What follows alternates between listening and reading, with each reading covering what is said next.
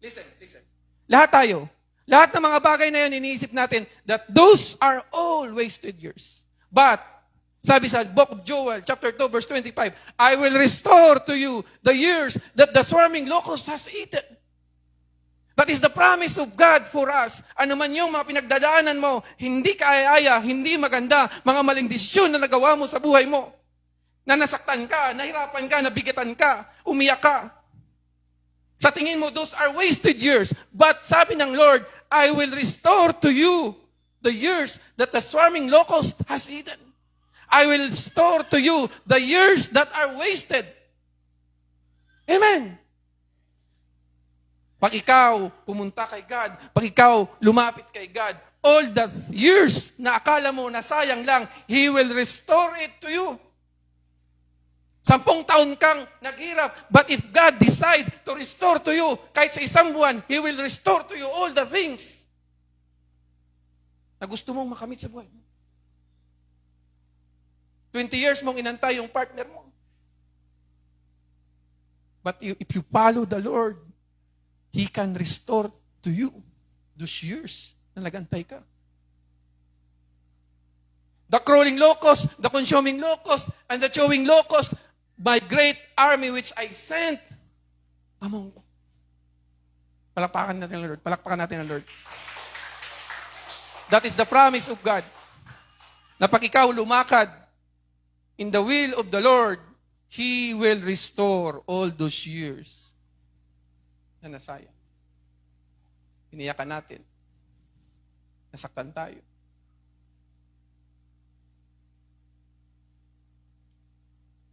God has power to restore your lost, stolen, or wasted years.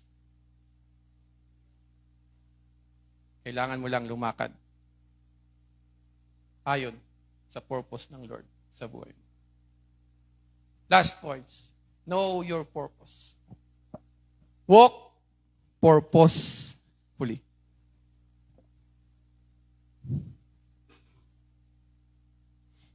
Make the most of every opportunity in those evil days. Gawin mo daw yung mga oportunidad. Kahit na yung panahon ay evil. What is your life now? My question is, what is your life now? Sabi sa James chapter 4 verse 14, whereas you do not know what will happen tomorrow. For what is your life? It is even vapor that appears for a little time and then vanishes away. That is our life. But there are certain things that you will be hoping na mayroon pang bukas. But if you decide to change your life, to repent, magbagong buhay, decide now. Now. Pag sinabi ng Lord, I want a relationship with you. Gusto kong tanggapin mo ako. Gusto kong makasama ka. I want to be with you. Gusto kong tanggapin mo ako. Decide now. Sometimes, si Satan, i-harden niya yung puso natin. Meron pang bukas. But, you need to decide now. You need to decide now. Now, I want to end with this, yung nabasa ko na to. Gusto ko lang siyang basahin and then we close. Sabi doon, now for us who know Christ, we know that there's eternal life. But what James was saying, was there a reality to this fact that you here today and you're gone tomorrow? As a very tiny short window of time called life. We are basically a blink on the cosmos of time, and then the question becomes that all of us must face, where does God fit into this short thing called life. Listen. The scripture asks this question, what is your life? It is even vapor that appear it for a little time and then vanished away. Paul says, sabi ng mga hangal, there are plenty of time. The devil says, there are plenty of time. Every morning you have 86,400 seconds to spend and to invest each day. The bank name time opens a new account with you there. Maybe no tomorrow. Things you ought to do it now. Things you ought to do it now. Money you ought to give it now. People you ought to witness now. People you ought to forgive now. People you ought to love now. Emma Bombeck, siya yung isang writer na nagkaroon siya ng cancer, at ito yung sinulat niya. If I had my life to live over after she was diagnosed with cancer, kung magkakaroon lang daw siya ng buhay. She said, I would have talked less and listened more.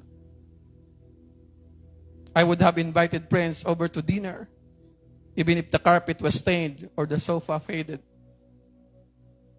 Minsan inisip natin madumihan yung mga sopa natin. Maraming hugasan. Sabi niya, I would have invited friends over. I would have taken the time to listen to my grandfather ramble about his youth. I would have sat on lawn with my children and not worried about grass stains on my pants. I would have cried and laughed less while watching television and more while watching live. I would never have bought anything just because it was practical or it would dent soil or it was guaranteed to last a lifetime. Instead of wishing away 9 months of pregnancy, I had cherished every moment and realized the wonderment growing inside of me was the only chance in life to assess God in a miracle. When my kids kissed me impetuously, I would never have said later, go get washed up for dinner. There would have been more, I love you, more, I'm sorry, but mostly given another shot at life. More second chance. More second chance. I would give that gift to that someone. Huwag mo na kantahin. Pag gusto mong bigyan yung isang tao, give. Give. Forgive someone. Go ahead and make it count. Don't give it back and quit worrying about getting dirty or something. Minsan ayaw natin. Gusto natin, nakaupo lang yung mga anak natin. Magugulat na lang tayo, iniiwan na nila tayo.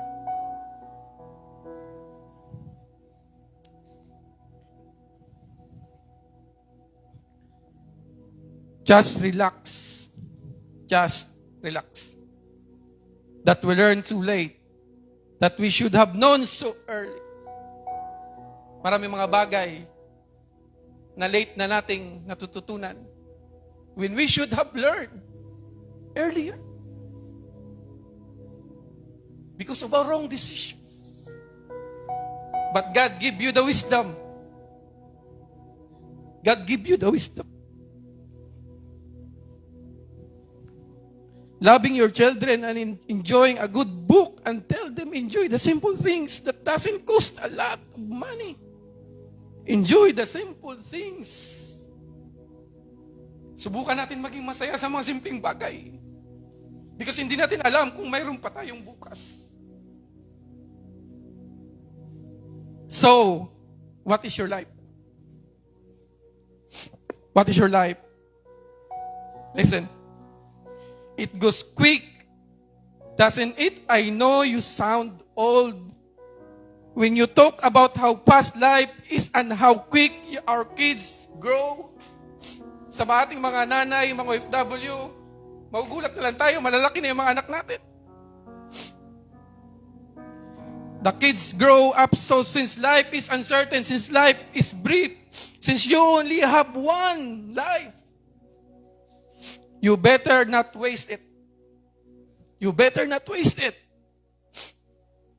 This is your one and only life. Enjoy it. Sabor it. Make it count. Huwag mong sayangin. Make it count.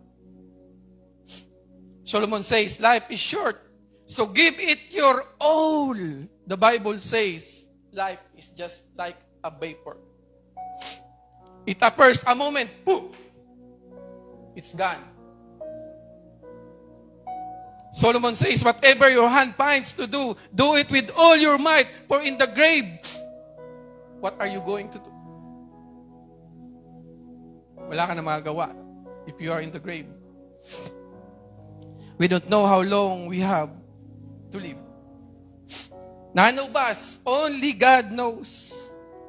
When you walk by faith and you honor the Lord, you don't have to try to escape life or enjoy life. You can enjoy life. You don't have to escape life. You don't have to endure life. You can enjoy life if you honor the Lord and you glorify the Lord and you follow the Lord and you obey the Lord. There is joy inside. Bakit itong mga Kristiyano na to, kahit anong problema pinagdadaanan nila, nakakangiti pa rin sila because there is joy inside. Friend, the time to live is now. Give it your best.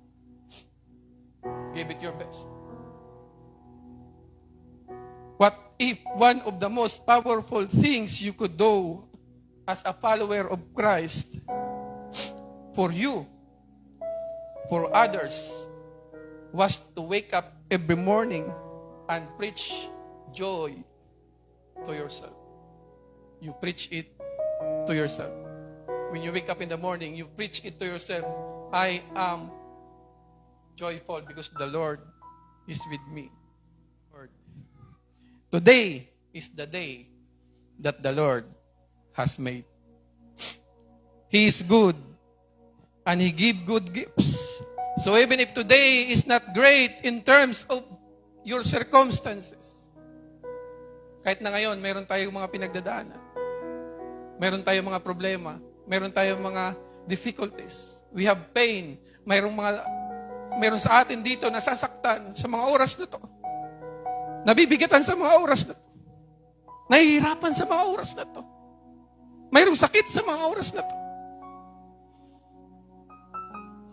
Today is a day that I can rejoice. Not because everything is great, but because God is in it today.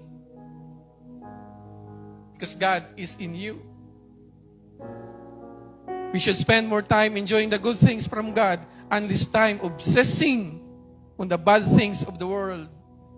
Enjoy your life and are more some light-hearted things to your day. A cheerful heart is a good medicine.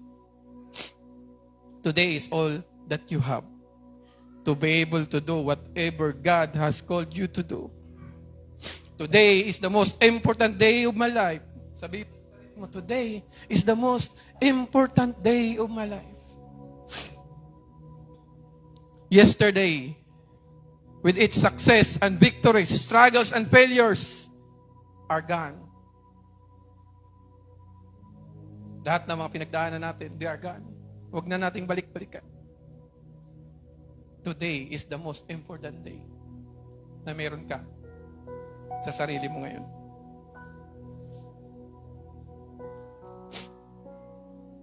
Today, this moment, now, is God gives to me.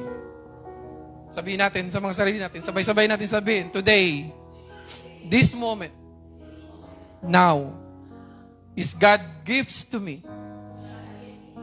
And it's all that I have to make a difference. The only course we can safely take is to yield ourselves into the hands of God. Hindi natin alam kung anong mangyari sa mga buhay natin. Pero mayroon tayong pwedeng gawin. Meron kang pwedeng gawin. And you need to decide now. Yield yourself into the hands of God and walk by faith in His Word. We don't live by explanation. We live by His promises. We don't depend on luck, but on the providential working of our loving Father as we trust His promises and obey His will. Palakpakan natin ang Lord.